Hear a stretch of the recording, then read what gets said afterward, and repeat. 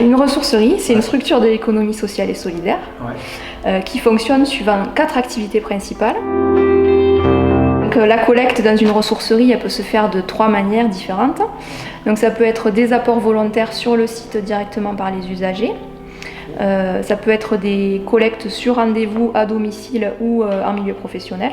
Et ensuite des collectes en déchetterie qui nous permettent de sélectionner directement en déchetterie les objets qui peuvent être réemployables. On peut collecter tout type d'objets dans une ressourcerie à partir du moment où ils sont en bon état ou transformables ou réparables. Donc on va collecter des objets pour décorer, pour cuisiner, pour lire, pour bricoler. Ce qu'on ne va pas récupérer dans un premier temps, c'est tout ce qui est appareil électrique, vêtements et chaussures qu'on va laisser à d'autres acteurs locaux de la solidarité comme Emmaüs ou Secours Populaire, et aussi tout ce qui est gros meubles, par manque de place dans le magasin. Donc une fois que les objets sont arrivés à la ressourcerie, ils vont être triés, nettoyés, réparés, revalorisés donc par nos équipes de bénévoles. La petite valeur ajoutée qu'on peut avoir, c'est de faire de la création artistique ou du détournement d'usage. Tous les objets qu'on va collecter vont être pesés pour avoir une traçabilité et pouvoir montrer notre impact écologique, ce qu'on a réussi à détourner de la déchetterie. Et ce qui ne pourra pas être revendu dans le magasin sera démantelé et réenvoyé vers les bonnes filières de recyclage.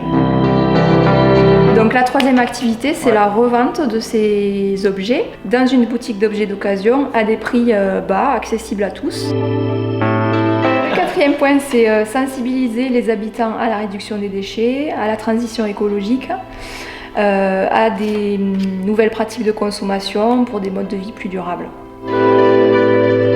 Alors l'idée de ce projet de ressourcerie, elle remonte à 3 ans et demi dans un but de reconversion professionnelle du monde de l'industrie vers celui de l'économie sociale et solidaire.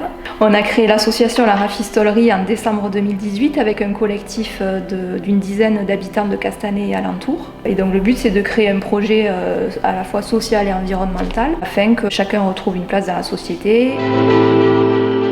Donc moi aujourd'hui je suis la première salariée de l'association sur le poste de coordinatrice et l'objectif à 3 ans c'est de créer un atelier chantier d'insertion avec une dizaine de salariés en insertion.